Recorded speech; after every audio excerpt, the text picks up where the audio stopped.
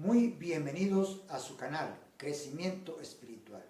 Si usted está viendo este canal, no es por casualidad, es porque así Dios lo ha permitido. Ya habíamos estudiado o empezado a estudiar lo referente a los versículos 22 y 23 del capítulo 5 de la carta que le envía el apóstol Pablo a los Gálatas, que dice: más el fruto del Espíritu es amor, gozo, paz, paciencia, bondad, benignidad, fe, mansedumbre, templanza. Contra tales cosas no hay ley. Podemos observar que el amor está en primer lugar.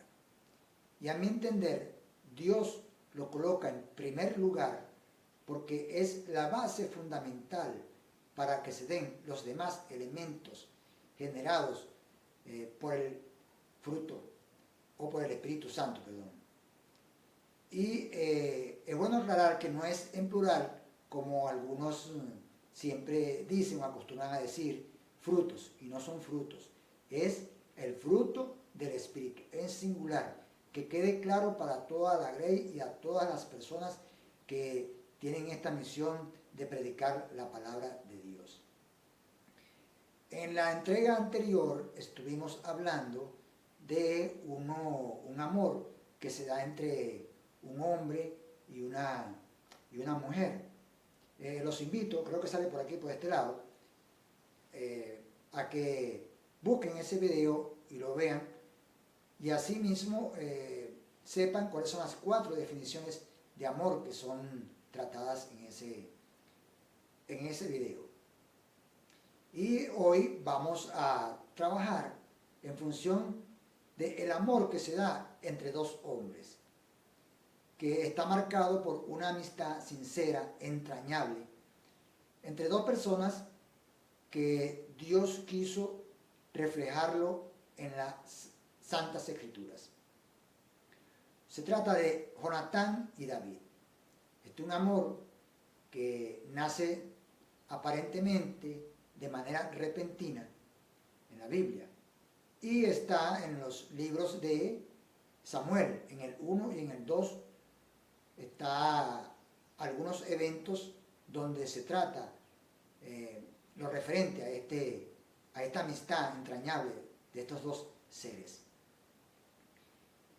Este amor, para ser más directo, vamos al capítulo 17, versículo 58, donde Saúl le pregunta a David una pregunta que a mí me parece extraña que la haga, porque esa pregunta, él le pregunta, ¿de quién eres hijo tú? Depende de la versión, ¿no?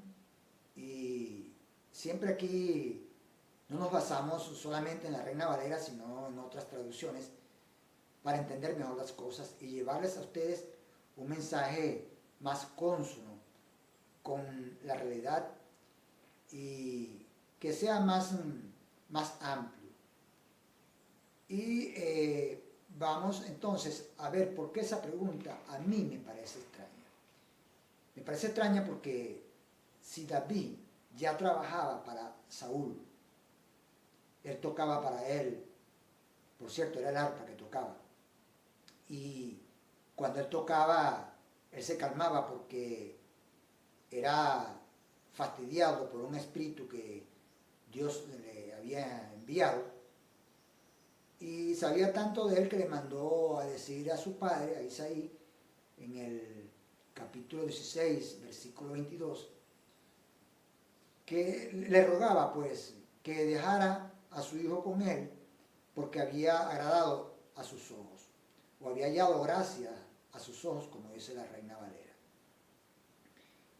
Es extraño por esto, porque si él sabe quién es el padre, de dónde vino y de qué parte del país era, todo eso lo conocía Saúl con respecto a David, y le hace esta pregunta: ¿de quién eres hijo tú?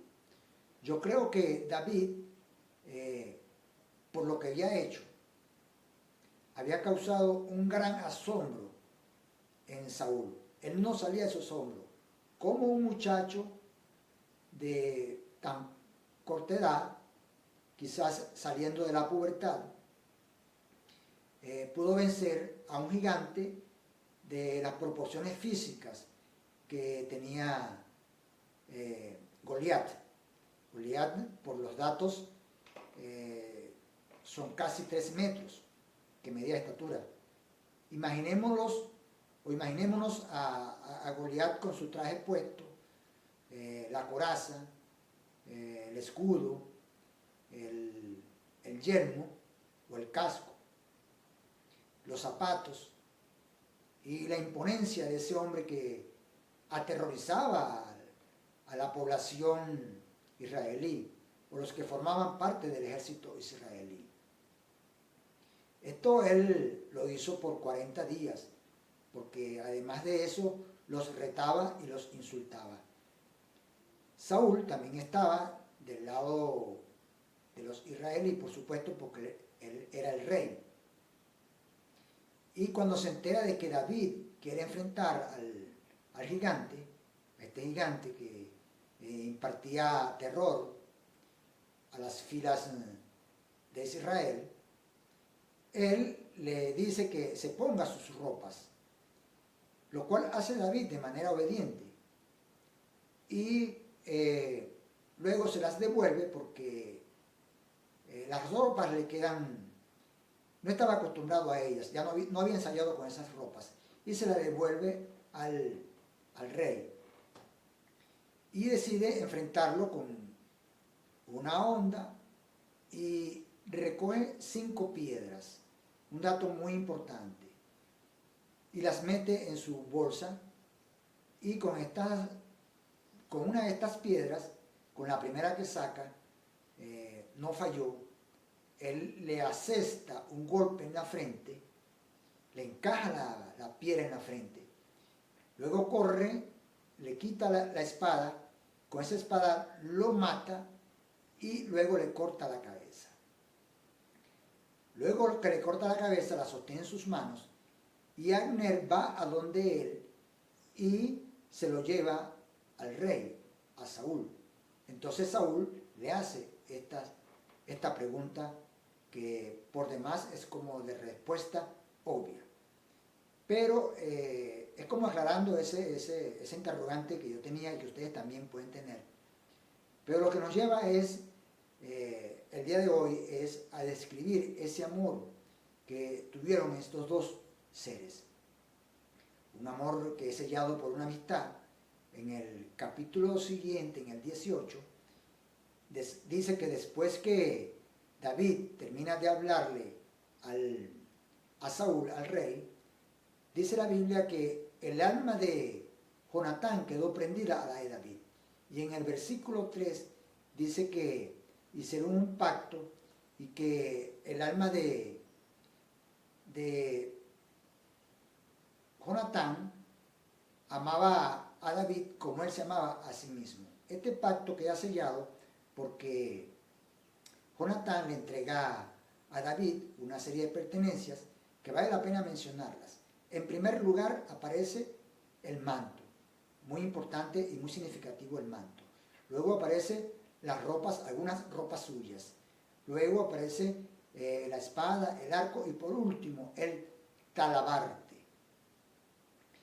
Y esto a mí, bueno, me llama mucho la atención porque es algo verdaderamente asombroso, que de repente nazca esta amistad, esta fraternidad, esta filiación. Y a pesar de la gran diferencia de edades, porque Jonatán era un hombre que llegaba quizás a los 50 años y David quizás tendría algunos 18 años de edad. Además de eso, era un hombre de campo, pastor de ovejas. Jonatán era un hombre de guerra, acostumbrado a muchas faenas de violencia, aunque también David, porque tenía que a veces defender a sus ovejas de osos y leones. pero eran muy disímiles en experiencia y en experiencias de vida.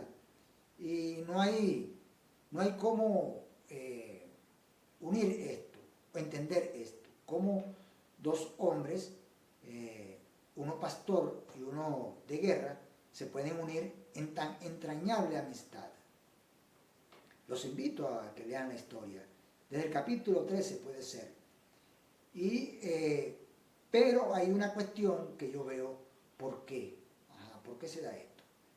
Yo encuentro que en el capítulo 14, versículo 6, Jonatán le dice a su paje de armas, vayamos contra esos incircuncisos y ataquemos, porque Jehová puede ayudar, puede salvar o puede intervenir para que gane, sea con muchos o con pocos. Aquí vemos algo muy significativo, porque Jonatán pone mucha seguridad en lo que Dios puede hacer. Y también David, antes de enfrentar al gigante, le dice que tú vienes con espada, con jabalina, con lanza. Yo vengo con el poderoso, con el jefe o el dueño de los cuadrones, con Jehová de los ejércitos.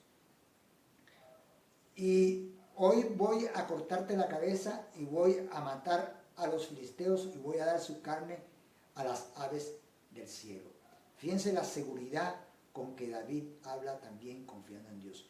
Yo pienso que estas dos cosas son las que llevan a unirlos en una amistad tan inverosímil que se da entre estas dos personas. Por eso es que uno no sabe cuáles son los caminos de Dios y cómo son sus juicios. Allá en Romanos 11:33 dice, oh, cuán inescrutables son los caminos de Dios y sus juicios son también difíciles de saber. Los invito a que vean ese versículo para que sean más precisos. En varias versiones, por supuesto, si está a su disposición. Podemos ver aquí que hay una coincidencia en el temor y en el amor hacia Dios. Para eso los invito a ver el Salmo 37, donde se describe qué hay para aquellos cristianos que de verdad esperamos en Dios y lo amamos, no nos apartamos de sus caminos y cumplimos sus mandamientos. Y sabemos esperar a que Él responda. Miren, cuando David le dice así al gigante, a mí se me vino a la mente esa declaración que hace Zacarías, o que se encuentra en Zacarías en su versículo 4, en su capítulo 4, versículo 6, donde dice que no es con tus fuerzas, sino con tu espíritu que vamos a vencer, con el espíritu de Dios. Y bueno, Señor, gracias por tu palabra de verdad. Espero que esto les haya servido para su crecimiento espiritual y no queda más que desearle que la gracia y la paz de nuestro Señor esté con todos ustedes en Cristo Jesús. Amén.